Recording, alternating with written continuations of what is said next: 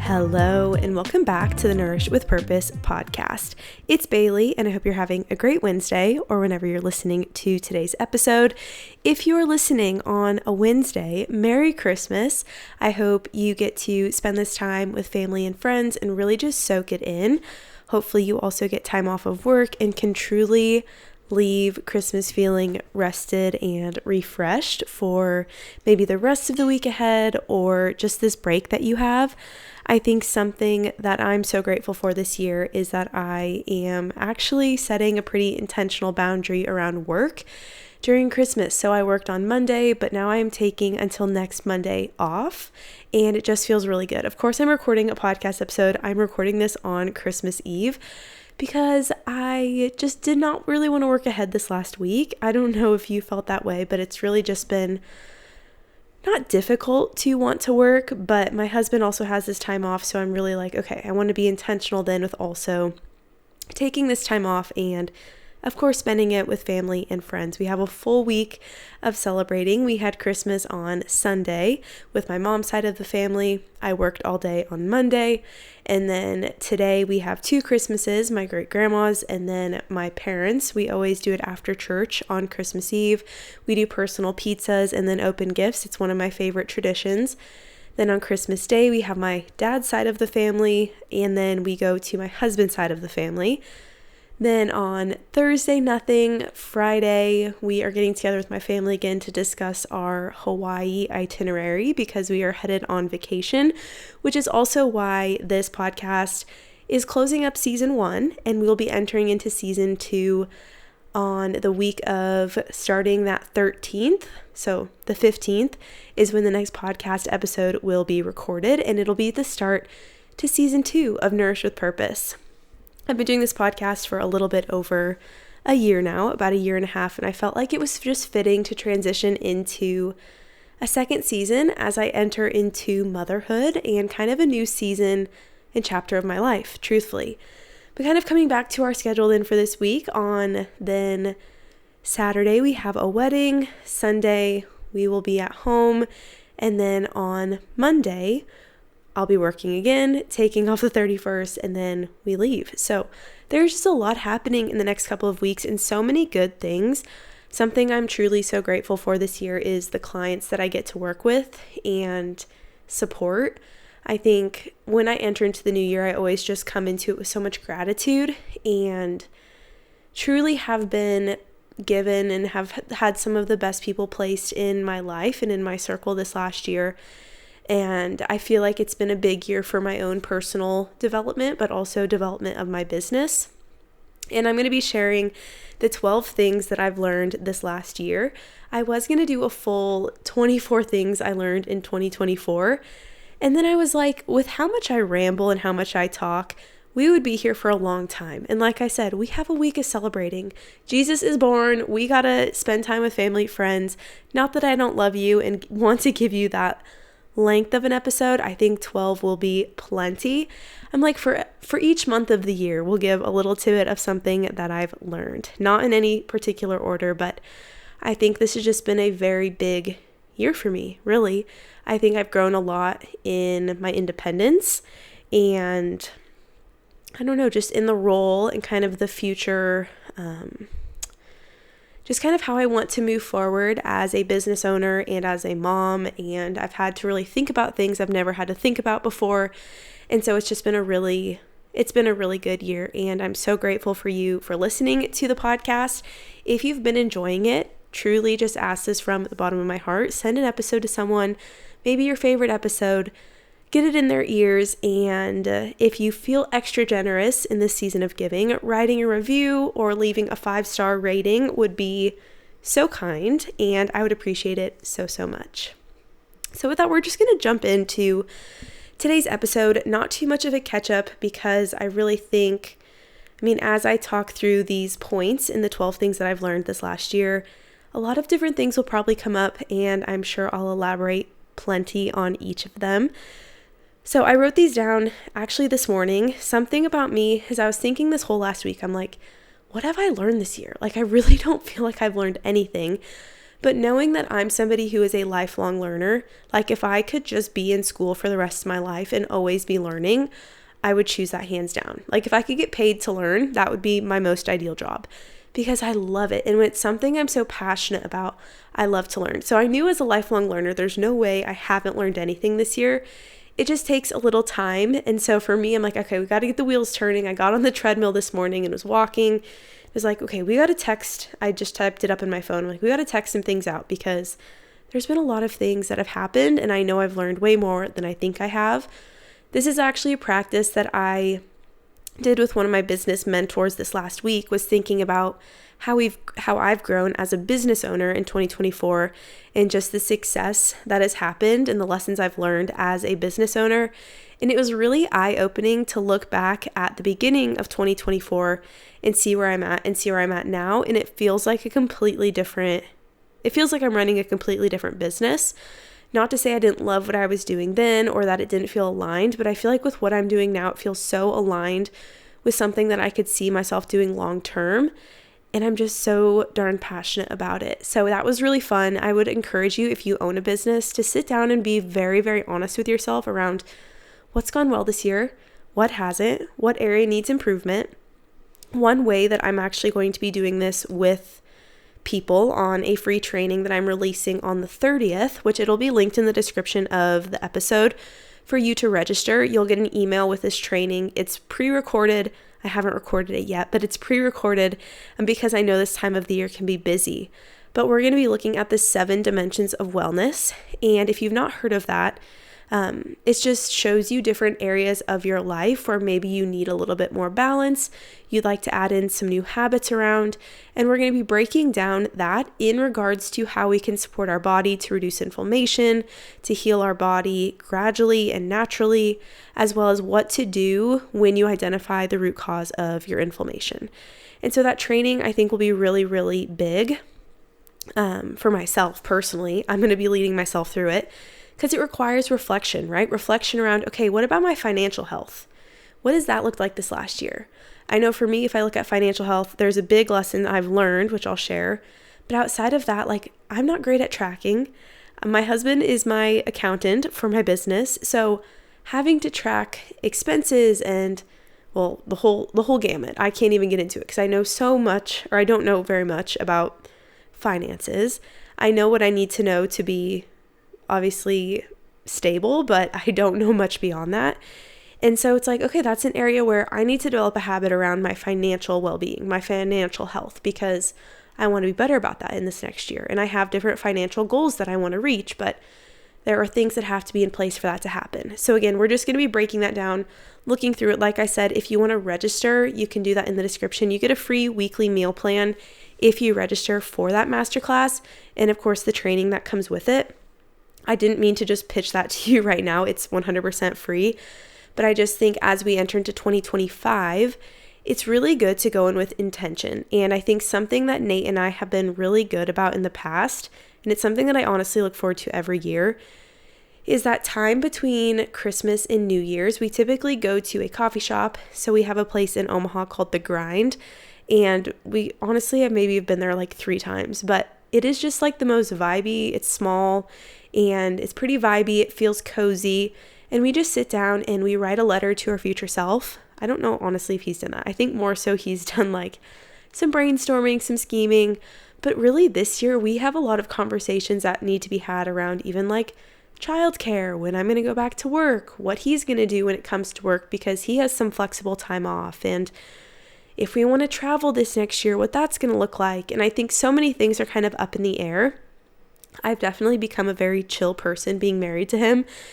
So I'm not quite so much like this needs to happen at this time. I'm entering into this next year with a lot of flexibility because I know that just comes when you have a kid.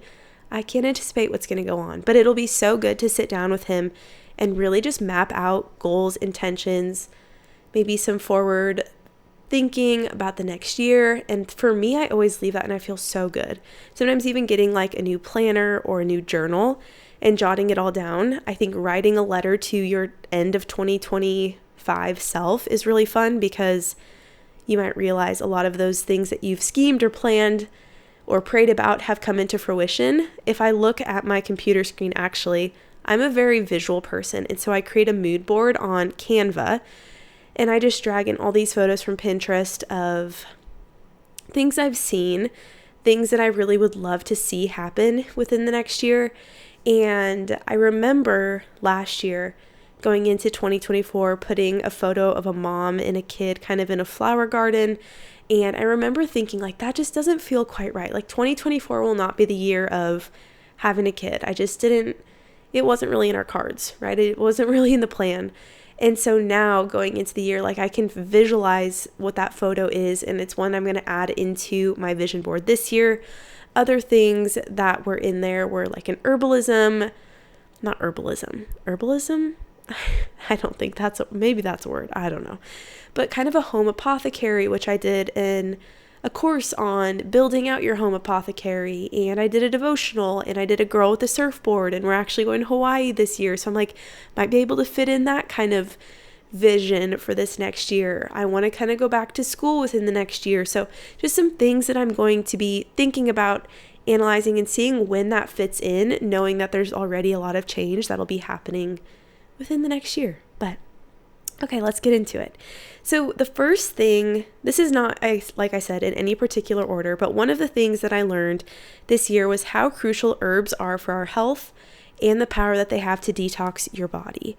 And I think before I went into this year, I was very much thinking, I've always kind of been an anti-supplement person, just because I don't really think there's anything we should have to be on long term if you're able to get it from food.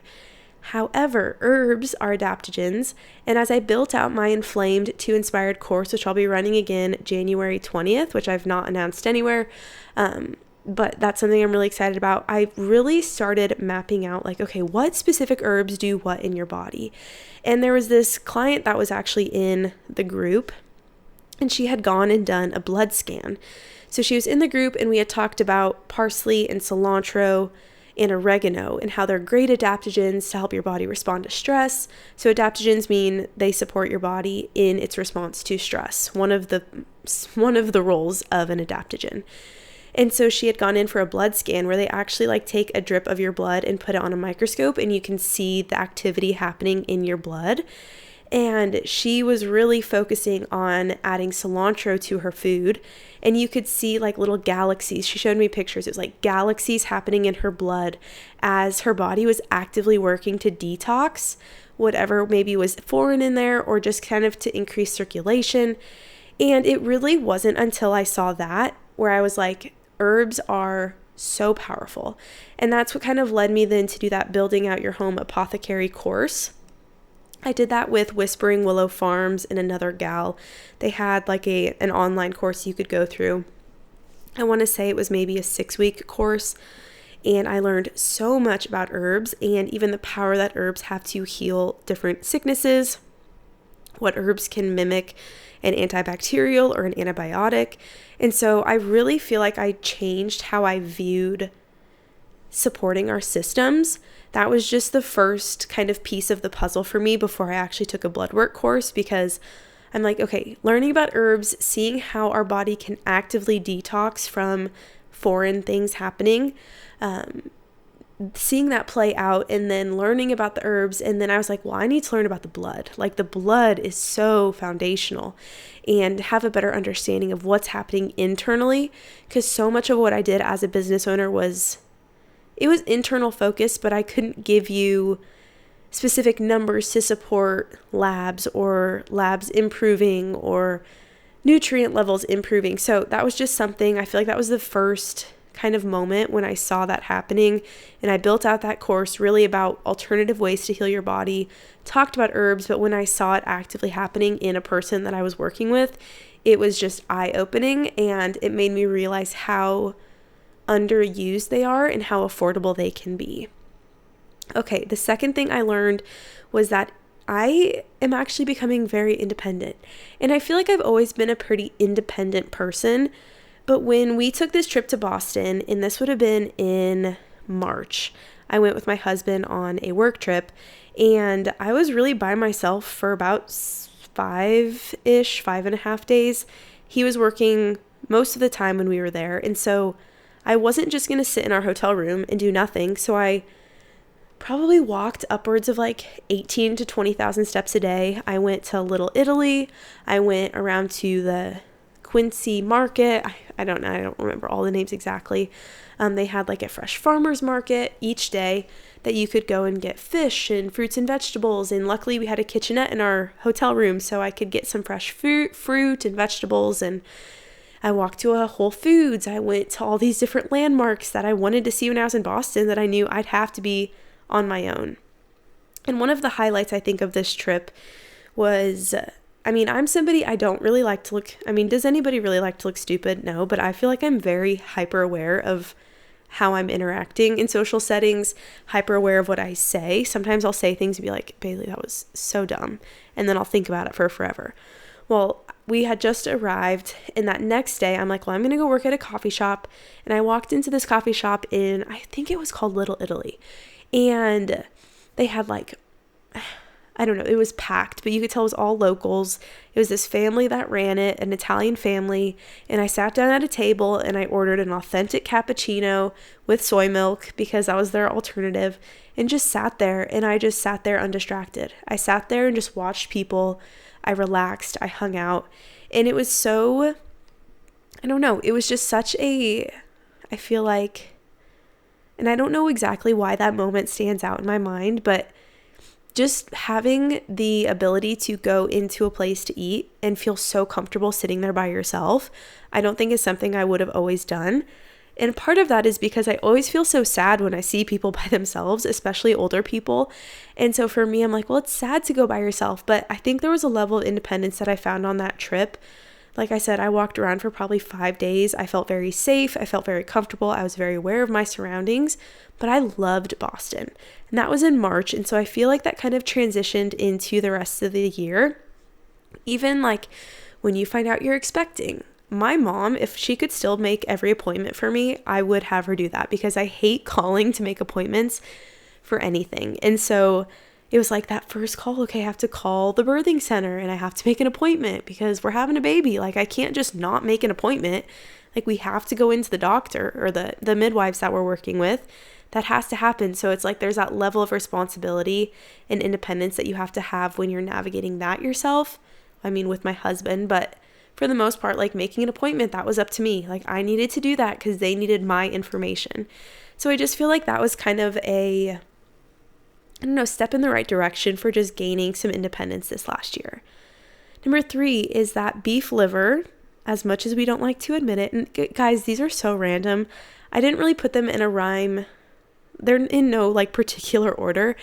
I was just jotting down things. I'm like, oh yeah, that's a big point for me. Something that I really learned this year. And I know these might seem kind of silly, but I have to keep it light because some things are a little bit heavier. But beef liver, this is honestly, when I do labs and I see nutrient deficiencies, most nutrient deficiencies could be supported by taking beef liver. And nobody wants to hear it because it's gross. I was actually just grinding up beef liver this morning because we got 1/4 of a cow. We split a full cow with my parents, but my mom gave me all the liver because she surely was not going to be using it. And so I ground it up and I froze it in these little pucks. Like I have these silicone containers that I'm just going to put into ground beef. If you eat at my house, I promise I will not put it in your food. But for me myself, especially knowing postpartum, those are the nutrients my body is going to need. I need that iron. I need the B12. Just everything that can come from taking beef liver, like my body's going to need it. I need to be replenished. And so I'm kind of forward thinking. I'm not really prepping already for postpartum food because I've just entered into my 3rd trimester. So I have plenty of time, hopefully. But when I look, like I said, at people's blood work, so many things, I'm like, if we could just as a society eat more liver, we'd be better off. But if I could recommend one supplement to most people, it would be beef liver. And I actually take it mostly in a supplemental form unless I would be cooking with it, which I now have the ability to do, but I haven't always. And so that is something where, I don't know, it's just interesting to look across the board and think of foods that historically our ancestors would have eaten. I mean, they would have used every part of the animal, and now we go towards the muscle of the animal, and everything else just really gets thrown away. I know the meat shop around here, somebody was just saying today that you can go in and get it for free because nobody wants the liver. And my grandparents were like, oh, we used to always do liver and onions.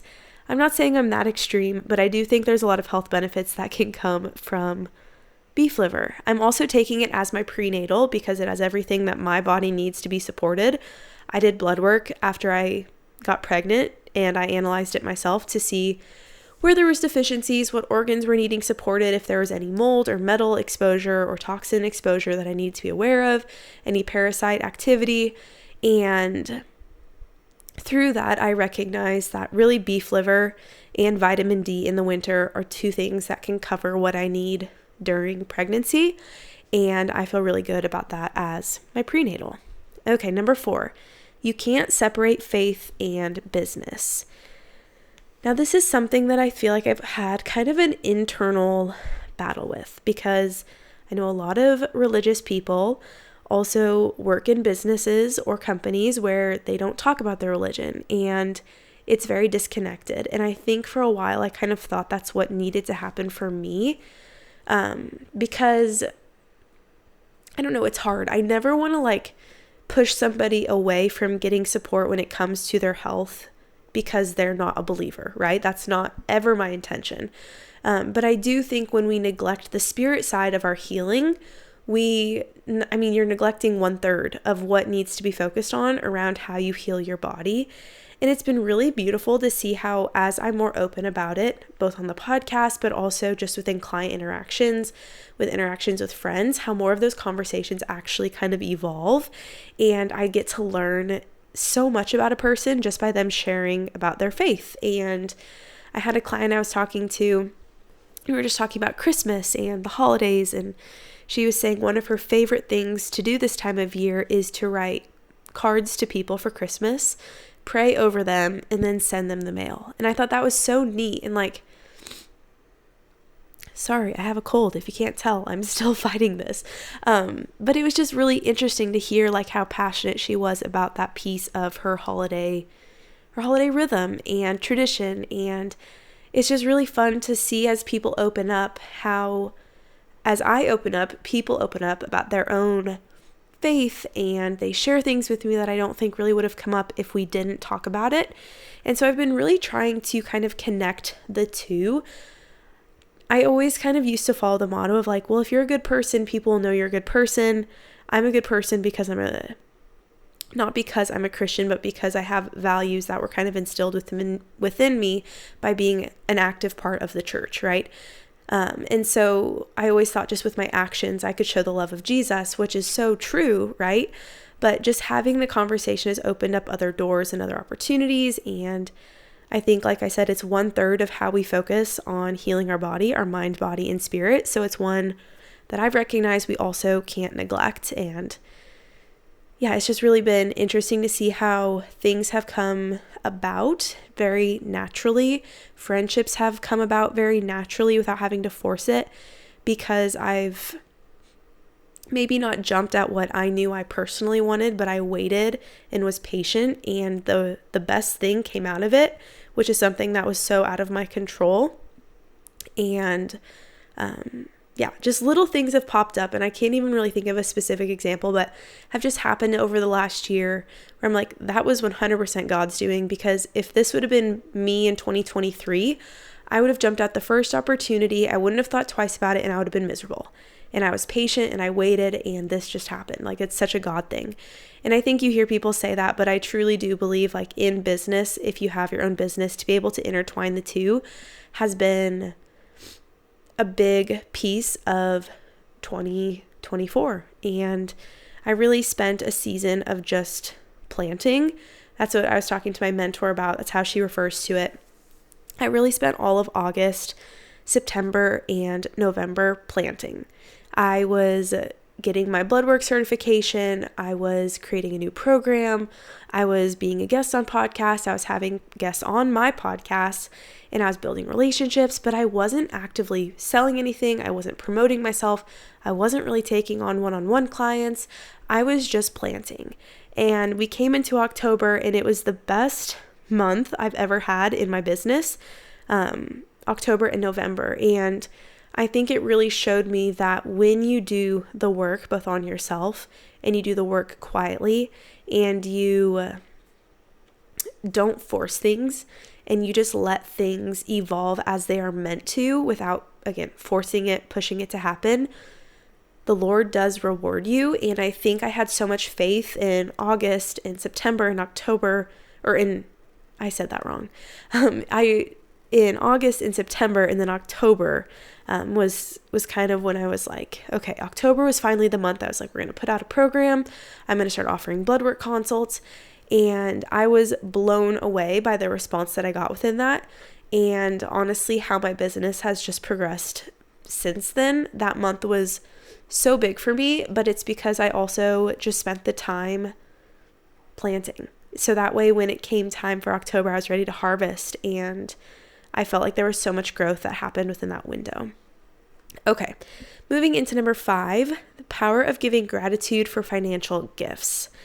This is something that I implemented, probably in August, is any little bit of money. No, this was earlier than that, because my dad and I were running this summer together, and I had asked him about it. I'm like, how do you feel about financial gifts? Like, do you think God cares about how much money we make, or like the gifts that we're given?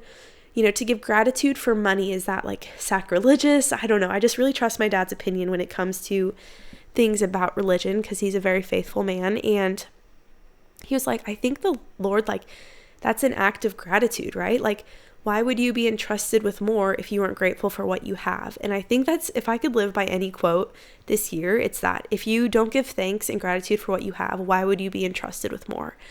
And that has hit so close to home so many times, because there's been months, I mean, it's just how it goes, right? Where there's months where you're like, oh my gosh, like I spent way more money than I made this month. Like, I don't like that. That doesn't feel good. And then there's months where you are intentional about, oh my gosh, I got $16 in the mail today. Like, I'm giving gratitude. Like, thank you, Lord, for this and allowing this gift to come my way. And thank you for the person who sent this gift. Or then the next day I had somebody buy a recipe guide, and that was a $25 gift. And I prayed over the person that bought the recipe guide. And then the next day somebody placed an affiliate order and I made like $4. But I was like, thank you, Lord, for the person trusting my opinion to buy this product and support this small company, the small business that I trust myself. And it's just going through and truly having that gratitude for not the money, because, and I've talked about this before, like the money isn't the piece of it that I'm like, oh yeah, give me all of that. Like, I want to be selfish with it. It's more of the energy behind it. And again, why would you be given more if you weren't either responsible or you weren't grateful for what you have? So that's been a big lesson for me this last year. Number 6, this is a very random one to follow those two. How to hot water bath can food. Yes, I did learn that this year. My garden, unfortunately, did quite quite terrible this year, because it got sprayed, or got a whiff of the spray that they spray on the fields around us. And basically my whole garden died. And so I had very limited crop. And the crop that I had was not wonderful. But I had enough to make some relish. And I learned how to hot water bath can some pickle relish. And while I was listening to that, while I was doing that, I was also listening, I remember this vividly, to the first 40 days, which talks about postpartum recovery. And I was like, oh my gosh, like I'm learning how to can. This is going to be great when I learn, when I want to can soups for postpartum recovery. And then I'm like, oh, well, I've never pressure canned. I've only hot water bath canned. And that's a different thing. For soup, you have to do pressure canning. And so maybe that'll be something I learned in 2025 pretty quickly, because the due date is, it's not coming up quickly, but it's coming up quickly. So something I'll probably try to learn in 2025 is how to pressure can. Okay, number 7. Oh yeah, I told my husband about this one, that I really love to spend time with my husband. And I've always loved to spend time with him. He's truly somebody I never get tired of. Like when I hear people maybe complain about their spouse or complain about a relationship or something that somebody that they're with they don't appreciate or they don't like, I really don't feel like I have anything to contribute to the conversation because I married a gem of a person. But I feel like this last year we've spent maybe even some more time being isolated, not necessarily intentionally. I feel like maybe we've gone on some more trips by ourselves, or I don't even know, just spent time at home. Truthfully, we spend a lot of time at home, and I'm 100% okay with that. And that doesn't come with understanding that, like, yes, we need family, we need community, we need other people. We're both very aware of that. I try to be very intentional with friendships and trying at least to see friends. But the people in our lives, especially after getting pregnant, I feel like we're all kind of like in different seasons of life. Like some of my friends are just getting married. Other friends are recently engaged. Others have kids, have 3 kids, have 2 kids. And so I've noticed that with that, the one consistent thing in my life truly is my husband. And we both work at home, but I feel like throughout the week we're very independent. And we really get maybe an hour, a couple hours in the evening to spend time together. And I feel like every year of marriage just keeps getting sweeter. And I think when I got married, I was thinking about this in church the other day. I'm like, I feel like I was so naive when I got married. Was thinking about my relationship with Nathan. And I'm like, did my brother really even know who Nate was? Like, everything with our relationship was pretty quick. We started dating, and within less than a year, we got engaged. We got married 4 months after that. It all happened very fast because, like, I think when you know, for sure with him, I knew, like, basically when I met him that I wanted to marry him. And so I was thinking about that in our wedding, and I'm like, I felt like I knew him really, really well then. And now I feel like I just know him on a different level. And it's interesting because you feel like you really, really know someone, and then you actually get to know them. And I'm sure in 50 years, I'll know oodles way more than I know about him, but there's still things I'm learning. And I think when we sit down in the evenings, especially in winter, and like the TV's not on and we just sit and talk, or we sit at the dinner table a little bit longer, it just provides conversation. And I honestly just get overwhelmed sometimes. Maybe it's the pregnancy hormones, but it really is like I just get overwhelmed by how lucky I got with the husband that I have, and I just love to spend time with him all the time, like my best friend. And I think, like I said, relationships and friendships, they are so valuable. Family is so valuable and it's important, but really the person that you spend forever with is the person you see every single day and spend the most time with. And I'm just continue to be overwhelmed by how lucky I got. Okay, moving on to number 8. Rest does not equal being lazy, and this is something I'm still very much learning. If you listened to last week's episode, you know how I cope with stress is to just overwork myself, and that is not healthy. That's not setting a boundary. That's not being intentional with my time. That is me working to avoid. And I really feel like this is what I'm going to enter into this year with my primary focus being, knowing that I will be entering into 9 weeks of not working, not contacting clients, not really interacting with people. Like, I'm going to obviously continue to socialize, but the first 40 days after I deliver, I really do want to just be intentional with resting my body, supporting my body and supporting my child, and not jumping into anything too quickly and having grace for myself. And that feels very uncomfortable for me to think about, but I really want to continue to just remind myself that rest does not equal being lazy. In fact, the days when I go and spend time with my grandma, I did this last week. I spent almost all day on Thursday with her. Then I had a couple calls in the evening. But that day, it's like, I think that I have to be sitting behind a computer and be doing all the time.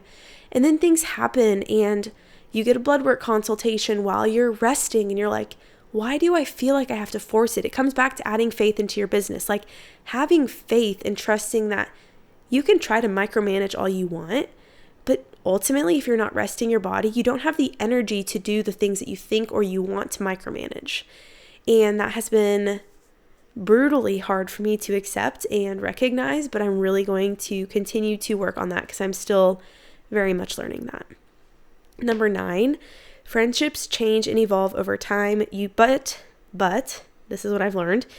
You also don't need to talk to good friends 24/7 to know that they care, that you care, and that you still love each other. This was hard, I think, when we moved to, we're about an hour from some close friends, some really close friends, even over an hour, about an hour and a half. And I think something that I've noticed in this season of life is that I have really amazing friends, and I have really supportive friends, and I have great people in my life, but I honestly don't talk to some of my closest friends often at all. Not to say I don't check in with them or care about them or love them, right? But I think it just changes as you become an adult and as you get married and as you move and you develop a life of your own, right? You're not roommates with these people. And for the first year or 2 years, I would say, of marriage, that was kind of hard for me. Mostly because a lot of my friends maybe still had roommates or were still really close to their friends. And it felt like I was kind of always missing out. Like there was things happening, people were getting closer, and I was just kind of out here doing my own thing. And that's not a bad thing, but I've recognized that the people that you want to consistently be in your life and to consistently be a part of your life will be. And those relationships, like I said, they don't have to be a 24/7 always talking to these people type of relationship, because I love my friends so dearly and I don't truthfully talk to them all that much. And I think if I would have told myself that in college, I would have been terrified. Like, wait, you mean I don't have to Snapchat these people every single day to like still be close friends with them? Because it just changes as you get older. And I feel very comfortable with where maybe relationships are in my life or friendships are in my life right now. Not to say there aren't people, of course, that I would love to see more if I could and spend more time with. But I also understand we're all kind of in just different seasons of life. And that's just kind of how things happen and evolve over time. Number 10 is that society likes to make you feel rushed about making decisions once you get pregnant, but I've realized that I trust my instincts way more than I thought that I did, and I'm really actually good at giving up control. And this is something where I remember when I had just gotten pregnant, well, not just, but just recently found out I had been pregnant, or I am pregnant, however you say that. And I had told some people and they're like, well, have you made your first appointment yet? Yada, yada, yada. And I'm like, oh no, we're vibing. Like we just found out, like, this is the blissful period. I don't need to go to a doctor's appointment. I don't need to make an appointment. I will get to the doctor when I get to the doctor. If they are booked for the next 6 weeks, guess what? I'll get there in 6 weeks. And that is not previous Bailey talking, because previous Bailey would have probably had everything mapped out to the minute and wanted to know when I was going to the doctor, what I was having, find out as soon as possible what the gender of our child was.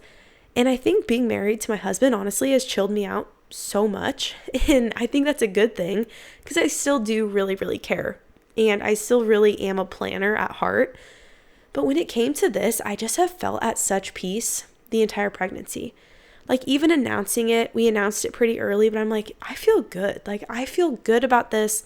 I feel fine telling people. I don't really know what our birth situation is going to be at that time, but I'll find a clinic and I'll call the clinic and we'll get an appointment scheduled. And then when it came time at week 10, where like we could have found out the gender, Nate and I, or we could have done genetic testing as well. Nate and I were like, we're at such peace with this. Like, we don't need to know the gender. We can wait till we do the anatomy scan to find out at weeks 21.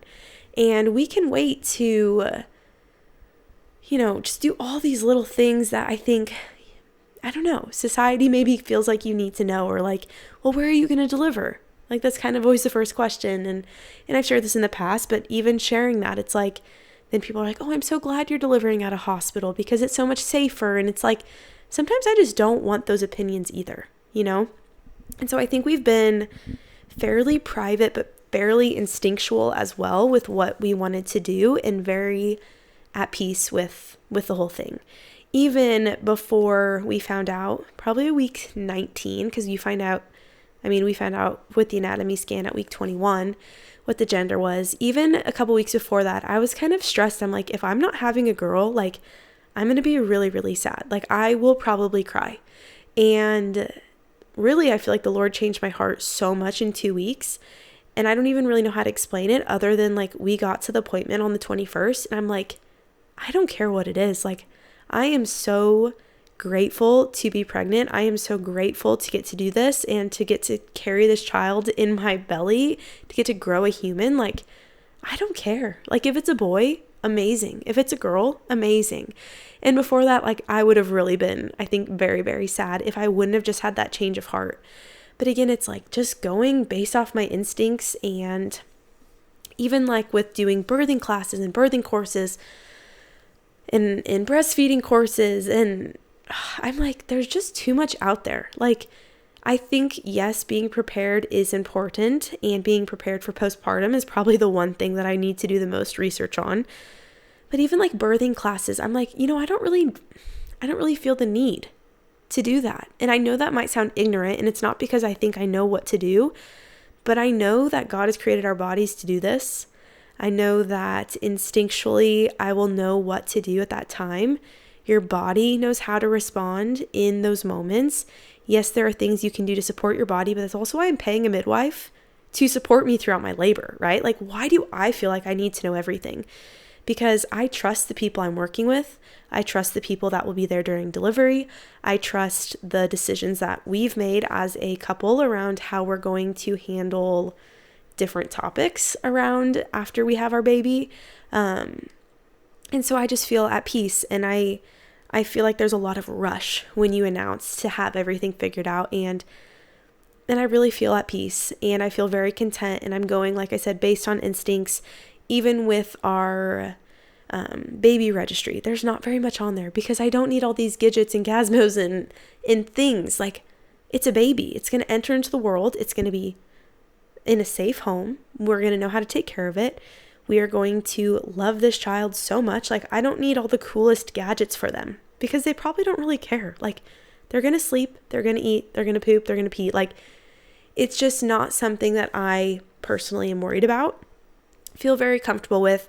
And again, I have not felt the stress of it so far, and I've not really let other things, or maybe, I don't know, there's just a lot of people around me that know a lot, and I'm like, whoa, they almost know too much. Like, I love to learn from them, but I don't really immerse myself in birth stuff and baby stuff. And I really am just, like I said, going off of instincts, and I feel very okay with that. Okay, number 10. No, we just did that. Number 11, blood work tells you so much more when you can read it functionally. And this is something I know there's going to be mixed opinions on, but I have seen time and time again where people go get labs done at the doctor's, and then everything looks fine from a metabolic standpoint, from a health standpoint, and that is valid. Like, this person's not dying, right? What I think is so neat about reading blood work functionally and having different ways to identify what's happening in the body, what organs are being stressed, where there are deficiencies, where there could be illnesses or symptoms showing up that are not normal, it tells so much more. And I was just on a call with somebody, and I'm like, how are you feeling? Are you feeling good? And she's like, I'm so glad that like somebody actually could give me an answer. Because I feel like I go to the doctor and I just like don't get the answer. They always test for the same thing that always comes back negative, and then I just don't get an answer. And it makes me I'm so glad that I'm able to give people answers. I'm able to see things that just are not looked at because it takes time. Like, when I look at labs, I always tell people it takes me about an hour and a half to 2 hours to look at labs critically and create a plan of action for this person based off of what I know and what I don't know, questions I have for them.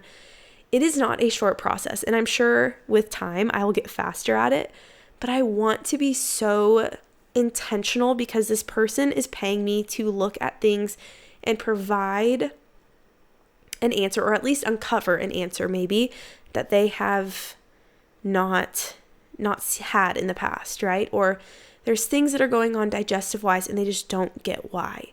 And then you're able to see, well, there's low enzyme production and low stomach acid production. And you can see the patterns for that showing up in their labs. And then it's like, this is why I think, like, how fast are you eating? Oh, I eat like probably in 5 minutes. All right, we need to slow down. You need to chew your food. We need to reduce stress, number one, because if you're stressed, your body's never really going to digest food how it should. You could have the most perfect gut health, but if you're constantly stressed, which your gut health will not be perfect if you're stressed, but stress impacts how your body metabolizes food. It's going to impact the amount of stomach acid produced, like all these little things. And it's like literally opened up my eyes to so many things that I didn't know existed. I didn't know that parasites were living in all of us. Fun fact, if you have a pulse, you have a parasite. That is not my original quote, but I learned that when I was going through the course by Emily Morrow. Like, if you have a pulse, you have a parasite. Okay, so that means we all have parasites. How is our body regulating that? Do we have an abundance?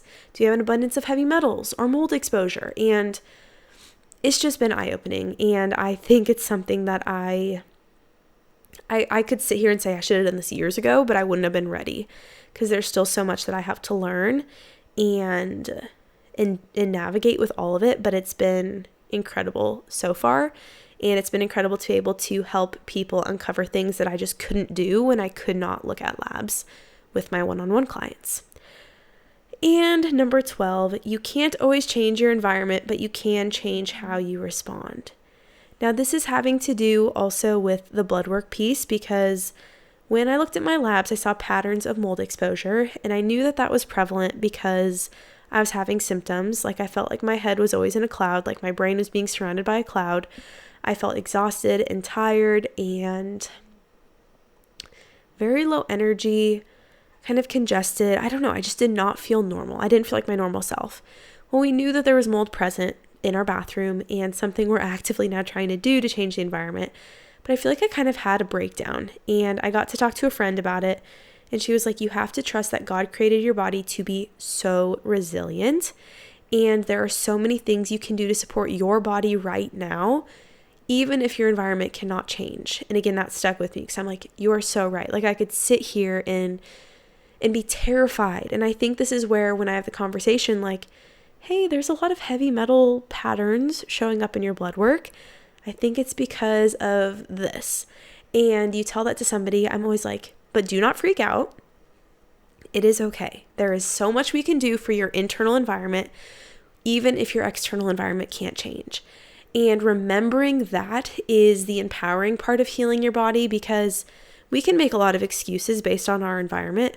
Oh, I live with somebody who likes to eat junk food late at night, so I can't eat healthy. Or, oh, I live with somebody that works all the time, so I work all the time and I just can't give that up. And those are all excuses. I know those might seem kind of mild, especially when it comes like looking at health concerns, but all of those things really do impact your health. So your environment and the people you surround yourself with, sometimes that can't change, but you can do a lot to support your body. And I think when you recognize that, again, you feel very empowered to support the systems in your body. And you recognize, like, for me, yeah, I'm exposed to mold on a daily basis. But guess what? Right now I can't do anything. So I know every morning, these are my rituals.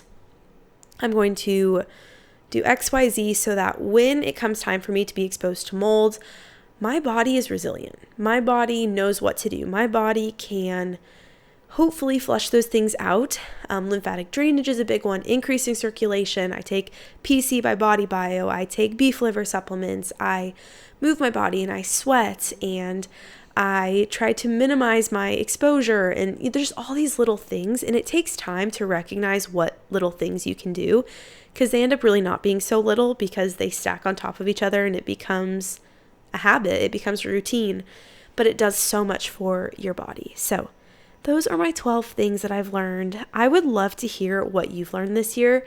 If it's 12 things, if it's 3 things, if it's 1 thing, if it's 24 things, like, I want to know what you've learned this year. I'm so curious and I'm so intrigued by that question, because it takes some time to think about. Like, thinking about some of these things, although yes, some were deeper, some were lighter, it does take time, and you really have to be honest with yourself of like, what did I learn? Where did I change? What areas did I change? What do I still want to work on? Like I said, I'm doing that free training. It'll be released on the 30th, but you can sign up or register in the description of today's podcast episode. I'll also be sharing about it some this week, although yes, I'm taking some time off. I'll still be sharing about that masterclass, just because there's going to be good tidbits of information, whether or not you already know a lot about inflammation, really then how do you take any inflammatory symptoms you're experiencing and plug them into the 7 dimensions of wellness and your well-being and see where you've had really good intentions this last year, where maybe you've fallen short, some things that you want to work on. I think it would just be really, really good for everyone to do, and I'm really excited to be able to do it myself. So with that, let's go ahead and close today's episode in prayer. So dear Lord, just thank you for today. Thank you for the birth of your son, Jesus, and sending him to earth to show us the grace and the grace that you have for us as a people, and for just gifting us with his life. And I just thank you for the faith that Mary and Joseph had in you to live out the purpose you had for them. And regardless of how hard it was or how much resistance they felt or how judged they felt, they still lived out the mission that you had for them. And I just ask that we all can kind of take that as some inspiration in this next year, regardless of where you push us and how uncomfortable things might feel and how much resistance we might feel towards it or judged, that we just continue to do what you have placed in our path and given us here on earth, and the purpose you've given all of us uniquely. In Jesus' name we pray, amen. All right, so if you're interested in following along with my life outside of the podcast, you can find me at Nourish with Bailey on Instagram. Otherwise, just search Bailey Seaton on almost everything else. You can also listen to the podcast on YouTube if you are not. It's not video, but it's another way for you to listen if that's what you have access to. Otherwise, I would love if you sent this episode to a friend or one of your favorites.